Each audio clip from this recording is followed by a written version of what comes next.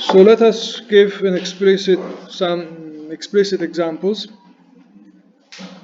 of a differential form that is closed but not exact.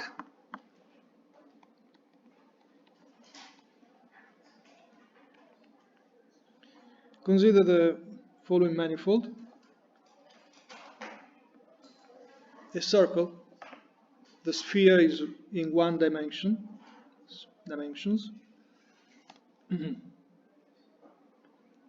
And let me parameterize the points by means of an angle theta.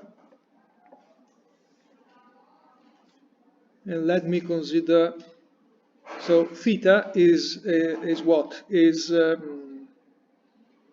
the angle. So you start, for example, to count from this point P, and when you turn around, theta varies from 0 to 2 pi.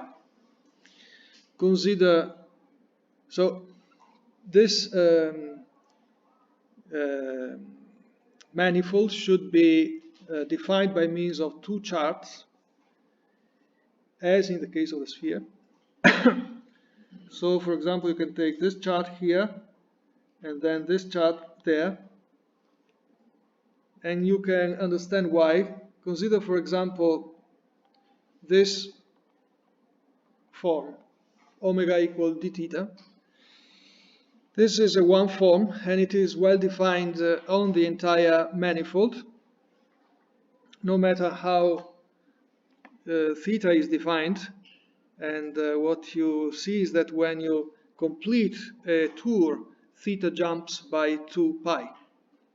So theta varies from 0 to 2 pi, then from 2 pi to 4 pi. But under the derivative, that jump means nothing. So you can easily check that this is a well-defined differential form on the entire circle. That is also closed.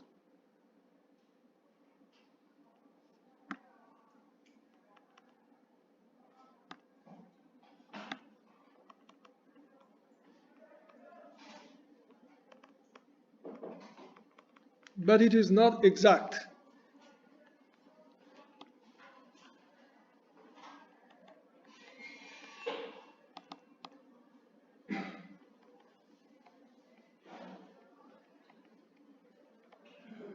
Although we write omega as d of something, d of theta, that doesn't mean that it is exact, because omega equal d of theta is something that is meaningful only locally, which means on the chart 1 or the chart 2. But it is not meaningful globally, because theta is not meaningful globally. Theta is not a function defined on the manifold, because if you complete a turn, theta jumps by 2 pi, so it's not even a one valued. It's not a function. It doesn't even have one value on the manifold. So in the point P, it has the value 0, 2 pi, 4 pi, etc., and in every other point the same. So theta is not a function on the manifold, therefore omega is not d of something. It should be one form d of a zero form to be closed, to be exact, but a zero form would have to be a function defined on. So this is not exact. How can we prove that it is not exact? Let's prove it in a moment in a more complicated case. This is very simple, but we can do it. So it's not exact because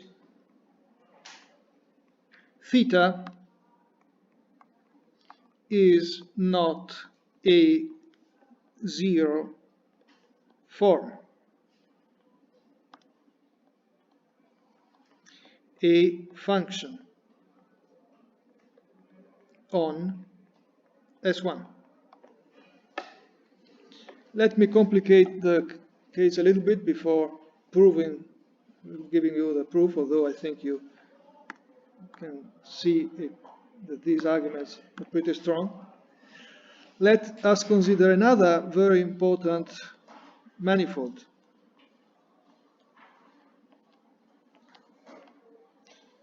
which is the torus.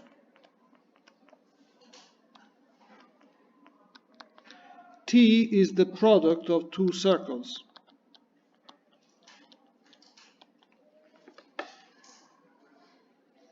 And you can describe it as a rectangle. Actually, this is a particular case, but for the moment, for our example, let's assume that it is like that. So you have one S1 here and one S1 there. What does that mean? You take this rectangle, but you identify this point here with the point there. And if you make this identification, what you obtain is a cylinder. And then if you add another identification, if you identify these kinds of points, that means that you take this cylinder and you close it, and you obtained a torus. So a torus can be described by a rectangle, or actually, this is just a particular case, but by identifying points like this. It's anyway the product of two circles. And what kind of forms, differential forms, do we have that are closed but not exact?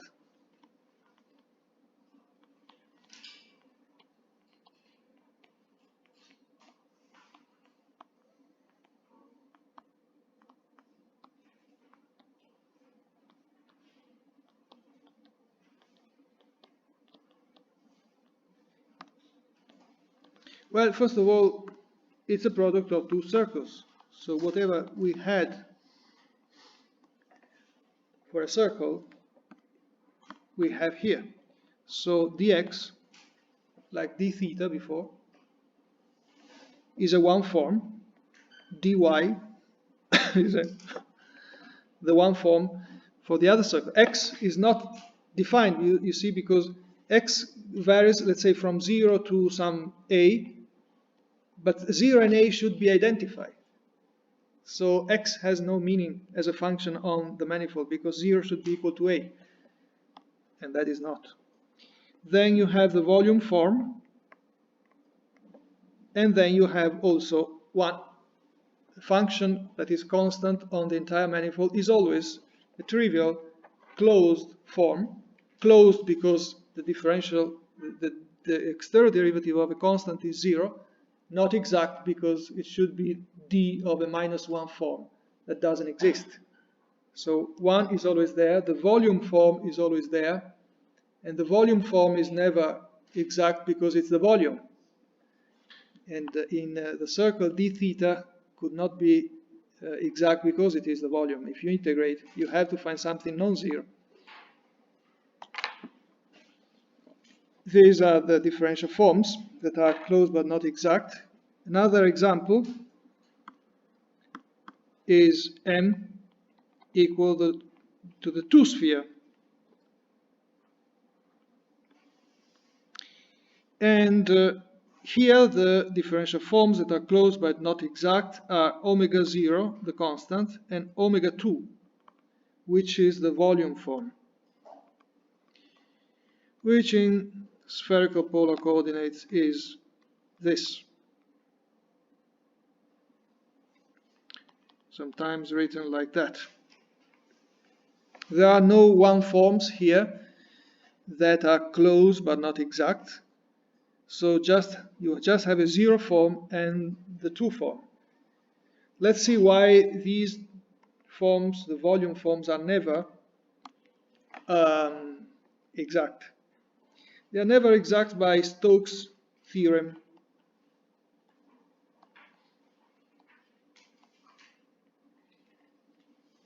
Well, one reason, one way to see it. Let V denote an open set. and partial v denote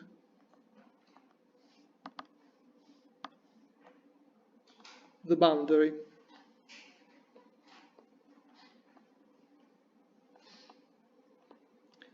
of v.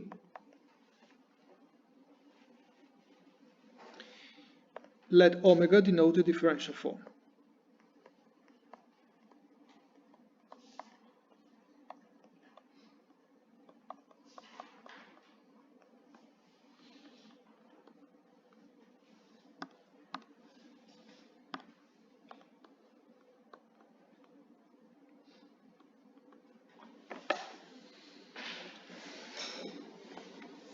Then the theorem says that the following identity holds.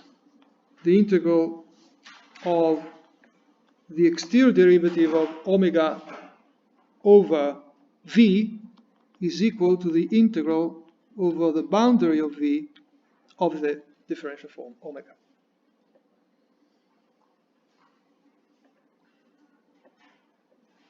So you can imagine your v as this kind of thing. Omega is its boundary, and the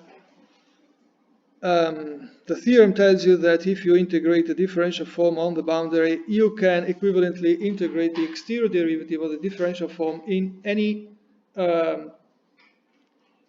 open set of which that boundary is the boundary. So if a volume form like the one of the sphere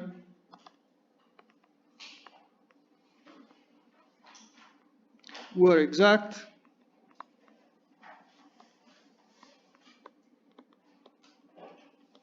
we would have omega equal to d sigma. We could write that the integral of omega on the sphere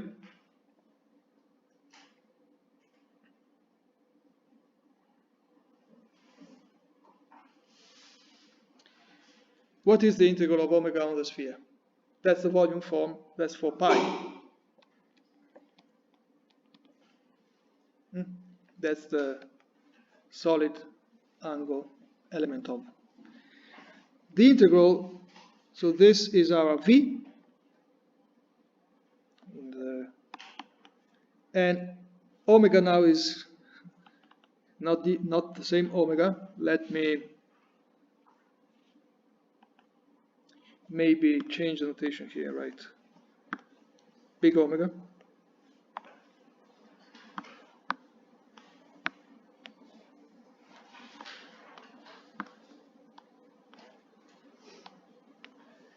So this is v, and omega, small omega, is d sigma by assumption, if it is exact. So this is our omega, sigma, and then you would have the integral of omega, which is sigma, on the boundary of the sphere, but there is no boundary. The sphere has no boundary. So you have 4 pi equals 0. And the same for the circle, where you integrate d theta on the circle, you would have 2 pi, the length, equals 0.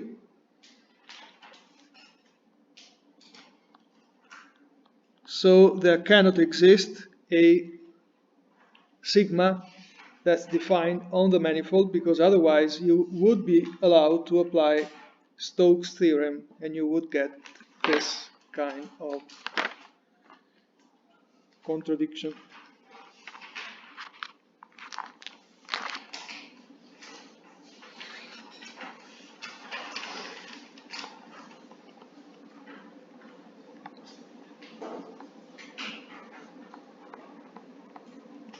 Let's consider the electromagnetism for a moment.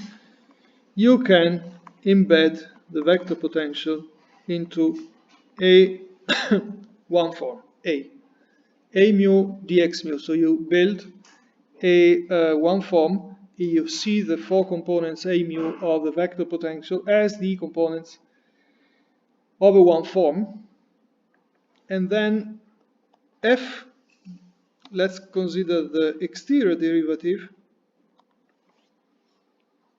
that's a two form, and that is dA, we call it F, applying our definition, that is d, you have the right to differentiate partially the components, and then you insert an extra differential.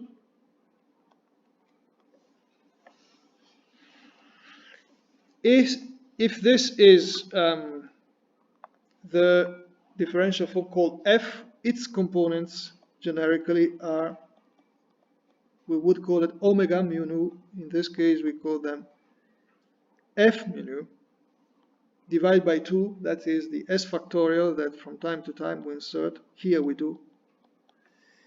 In this case, F mu nu equal the field strength.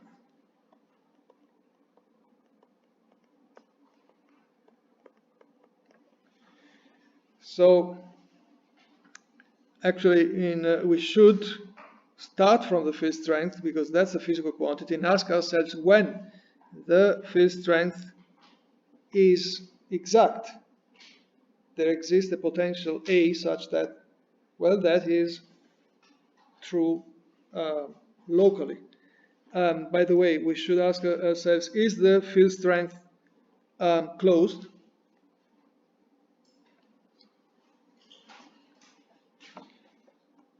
dF equals 0. Is it closed? Yes.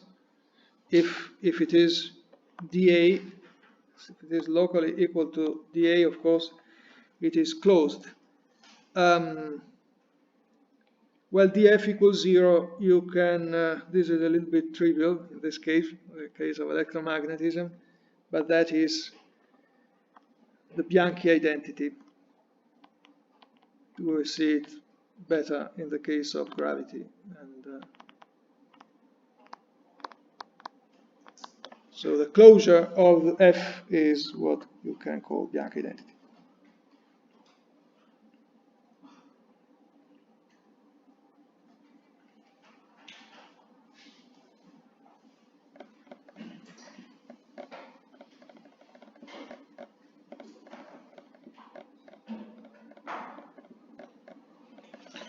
Now,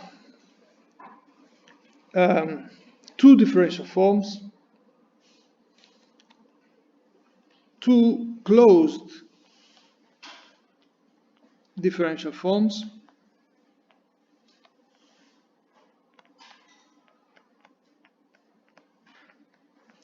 Omega 1 and omega 2 are equivalent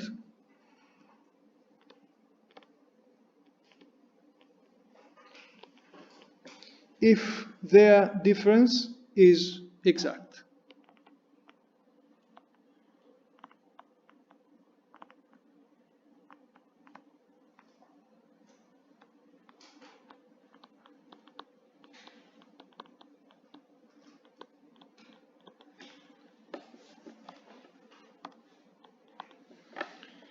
So that means that there exists an alpha such that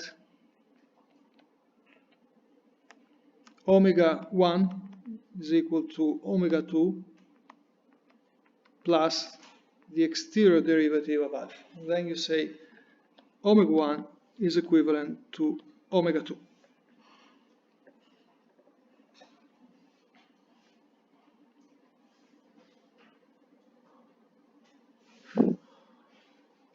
This allows you to define an equivalence relation.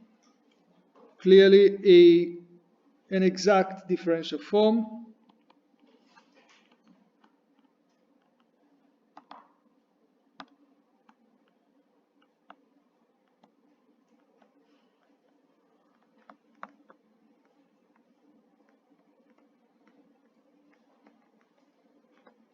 is equivalent to 0.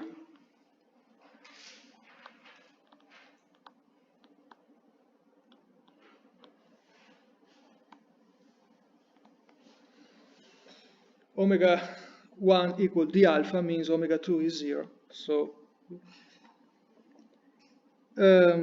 exact forms are kind of trivial. The equivalence classes of differential forms, according to this equivalence relation, give the so-called cohomology of differential forms.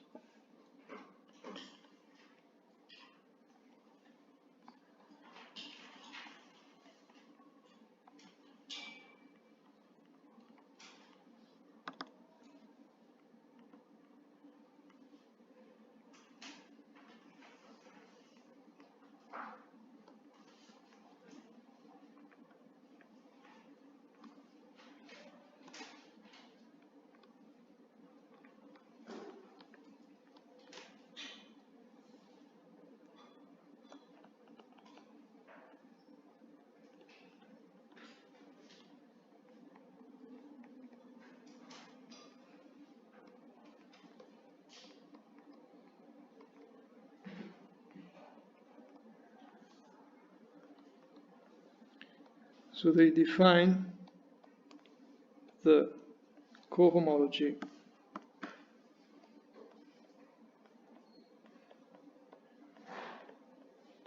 of differential forms.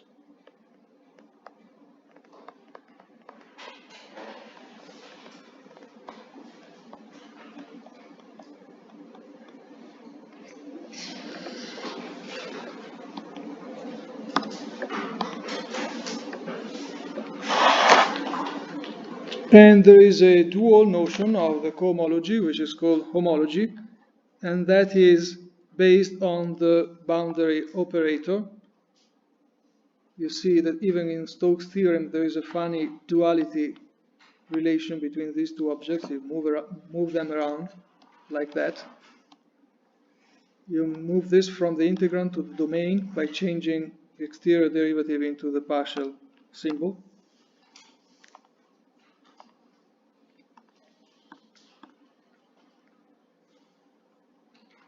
The boundary operator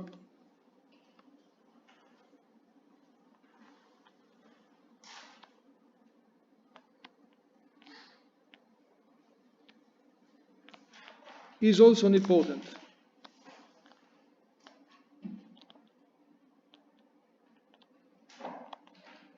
Because the boundary of a boundary is 0.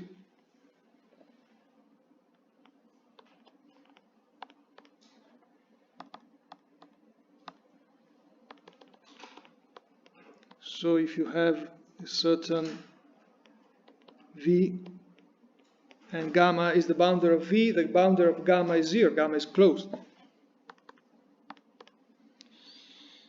And you can define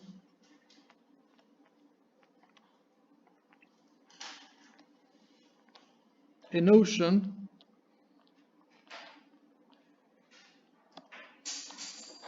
of homology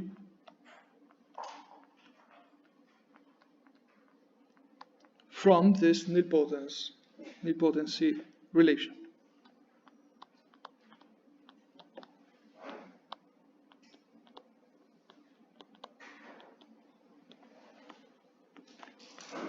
Though we don't go into details, some things are interesting also for what we are going to say, so let's give some examples. S2. S2 is a two-dimensional sphere. We said that from the point of view of the cohomology, the two non-trivial differential forms that are closed but not exact are the constant and the volume form, and there is no one form.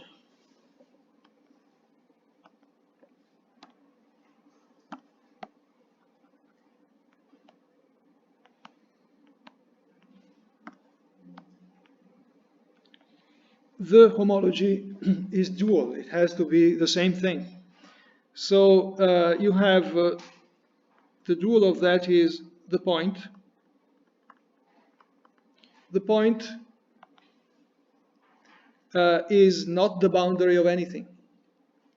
So you can say, for example, here, gamma is the boundary of V. You can say that gamma is exact.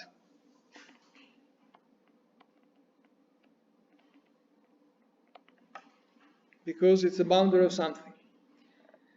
Something closed is something with no boundary. A closed curve is a curve with no boundary. So the notion of closed and exact in the case of homology, closedness is quite straightforward. An object is closed if it has no boundary. It's exact if it is the boundary of something else. The point is not the boundary of something else. And what is the dual of the one form is the sphere. The sphere, the entire manifold, is not the boundary of anything because the inside is not belonging to the sphere.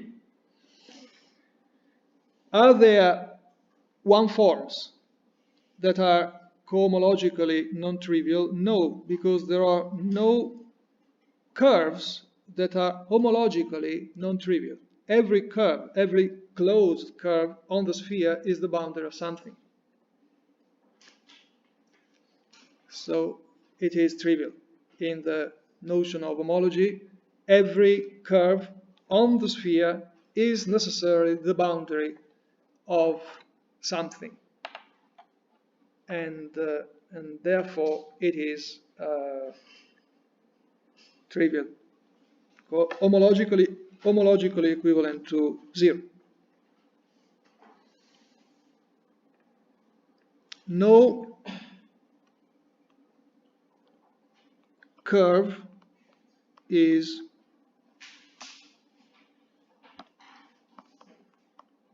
homologically non-trivial.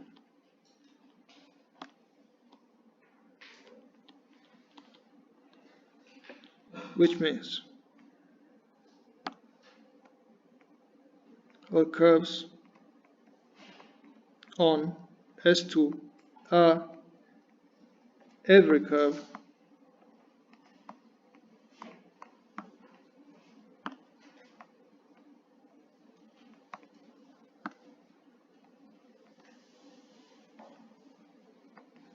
is the boundary of something, is a boundary.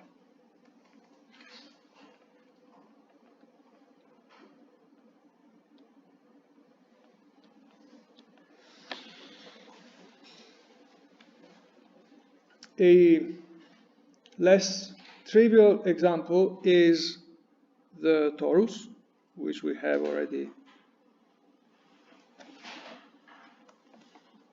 met. Well, in general, mentioned before that the torus can be written not like a rectangle, but describe it like this. Take a plane and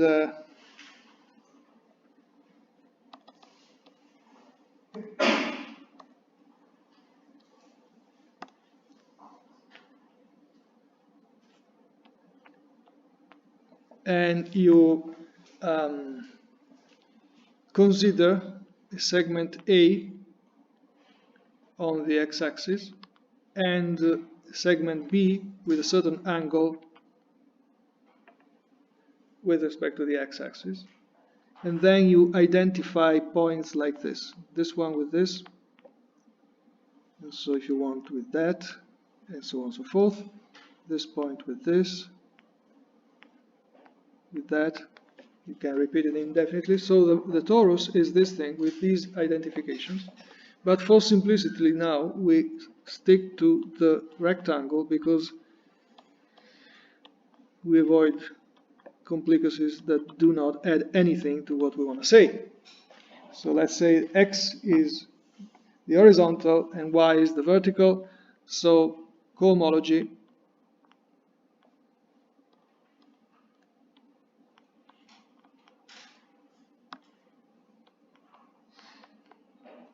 we have already seen it. the forms are 1 dx dy and dx wedge dy. The homology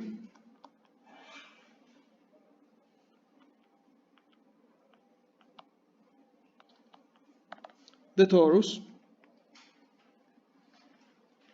the point,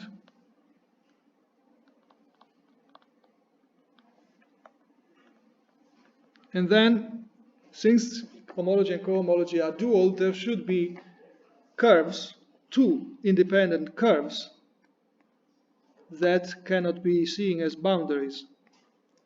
And indeed, that is true, because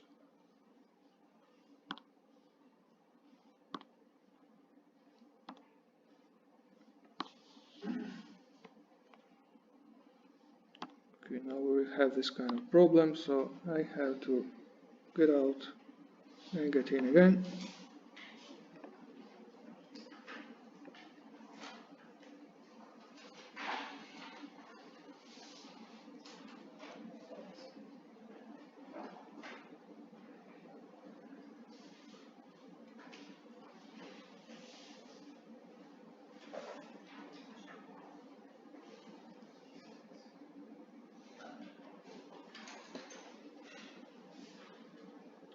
Okay.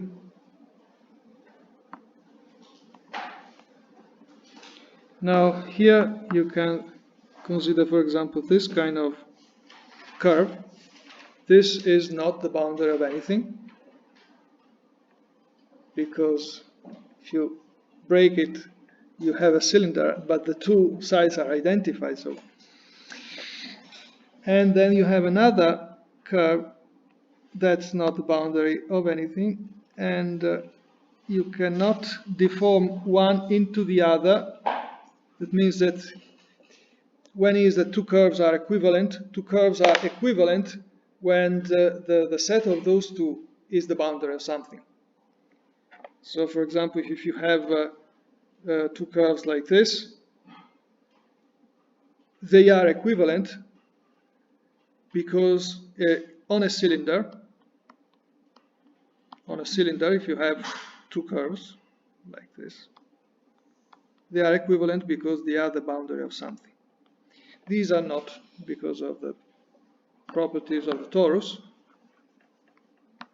So you have two cycles, they are called non-trivial cycles. These are homology classes, equivalence classes, with respect to the equivalence relation that you can define using the boundary operator. We don't need to go into details on this, but we add a few other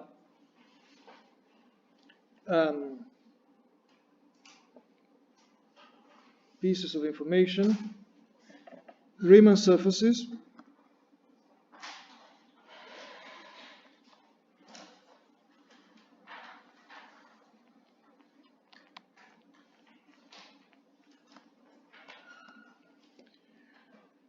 Riemann surfaces are a generalization of the torus, where you can have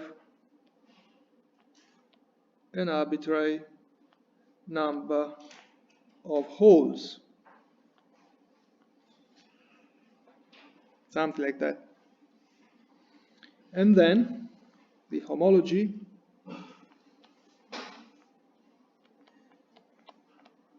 will be given by the point.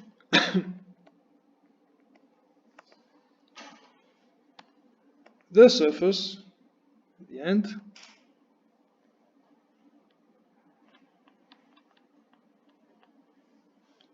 which has dimension 2, and then there will be 2G non-trivial closed curves. G is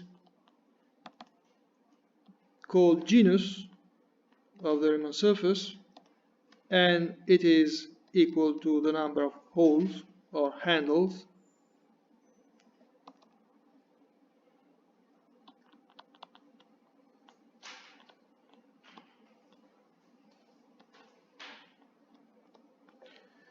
So the torus is a Riemann surface of genus 1.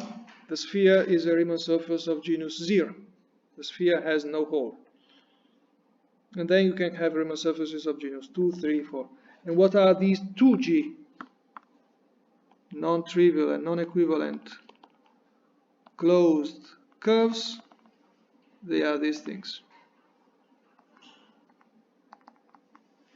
G, like that, and another G, like that.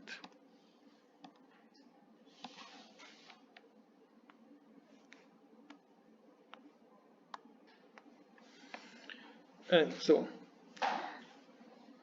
The dimensions of the homology classes are called Betti numbers.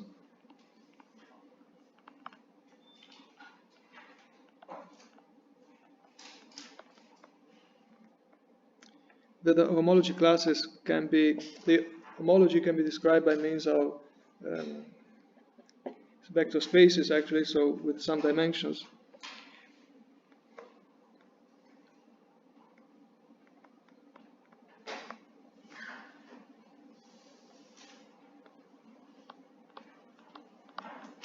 Homology spaces, I think.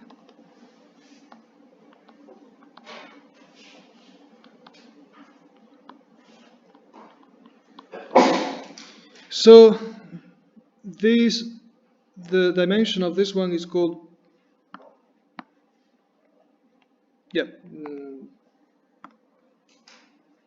B0, because these are points. This is B1 because they are curves, and this is B2 because they are two-dimensional. So we have B0 equal 1, B1 equal 2G, and B2 equal 1, and the alternate sum of the Betti numbers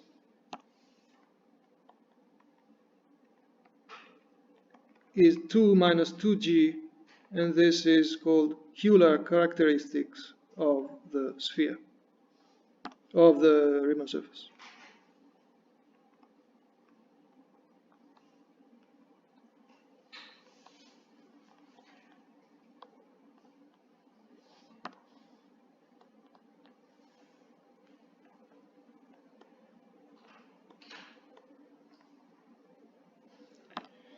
And the Euler characteristics can be defined for every, even 4 dimensions, for every manifold.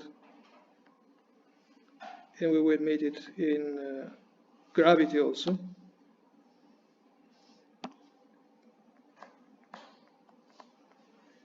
But here it has this simple definition, and you might remember of some property that you heard of polygons, polyhedra actually, which is known indeed as Euler theorem, or Euler identity.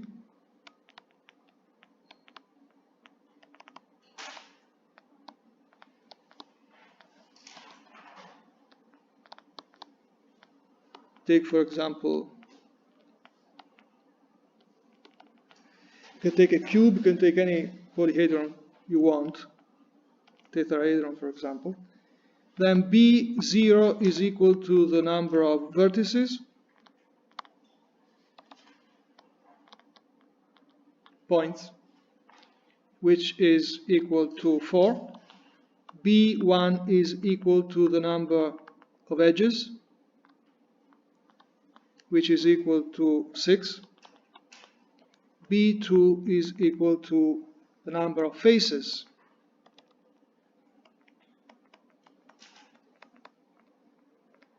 which is equal to 4. And then you have the alternate sum, that's always equal to 2. This is Euler identity for every polyhedron. You can check for the cube, for the icosahedron, whatever. You will always see that the alternate sum is equal to 2, which is the Euler characteristic of the sphere, genus 0, because there is no hole in this polyhedron. It's not like a torus. So it's like the sphere. And that is an identity discovered by Euler.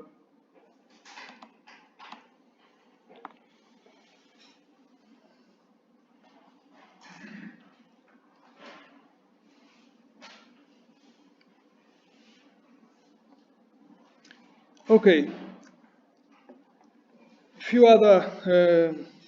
another important operation of differential forms is the exterior product.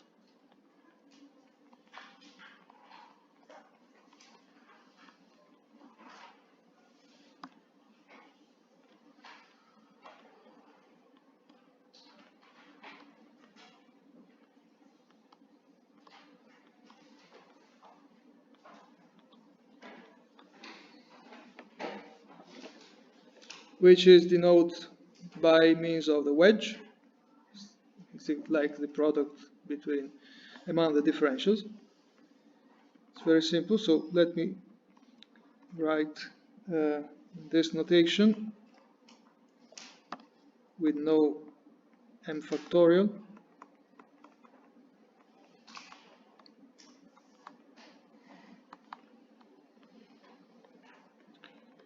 The two differential forms locally.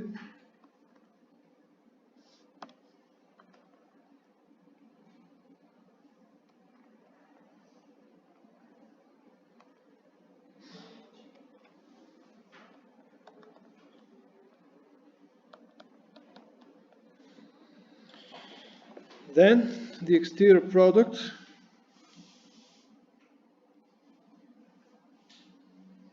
is what?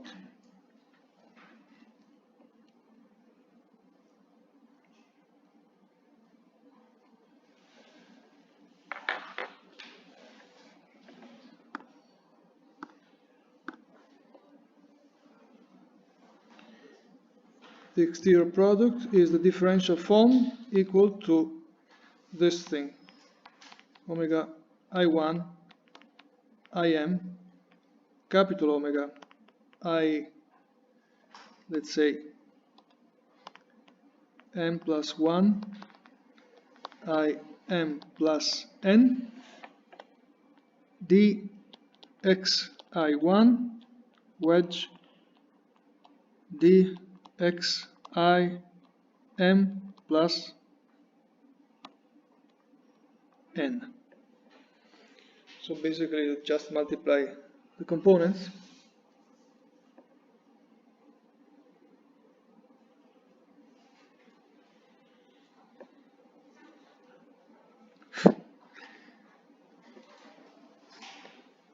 And properties of this exterior product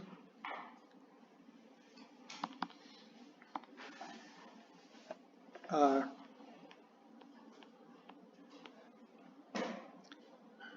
small omega wedge capital omega is equal to minus 1 raised to what power? The degree of small omega times the degree of capital omega capital omega wedge small omega.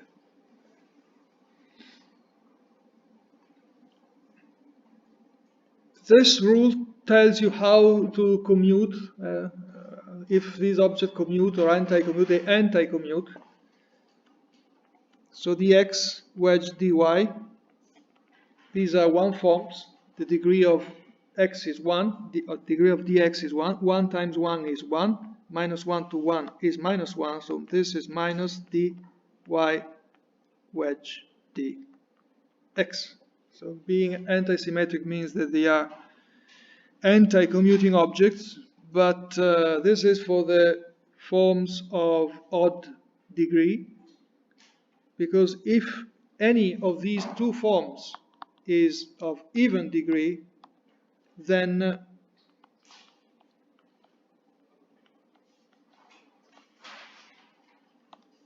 you don't have any minus sign. So for example, if we want to move that to the left, it's like permuting twice, so there are two minus signs, it's like taking the x first here and then there, and so you have no overall change of sign.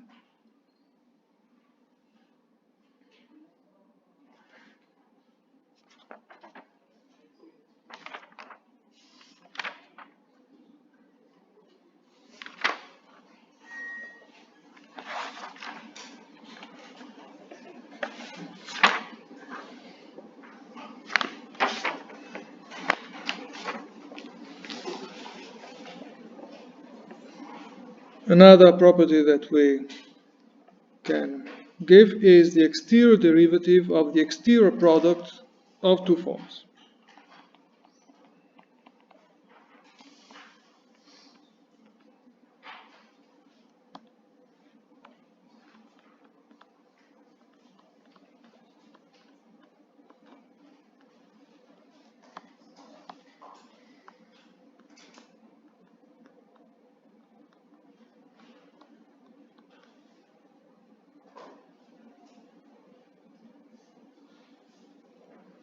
No, actually, I see that I really have to leave.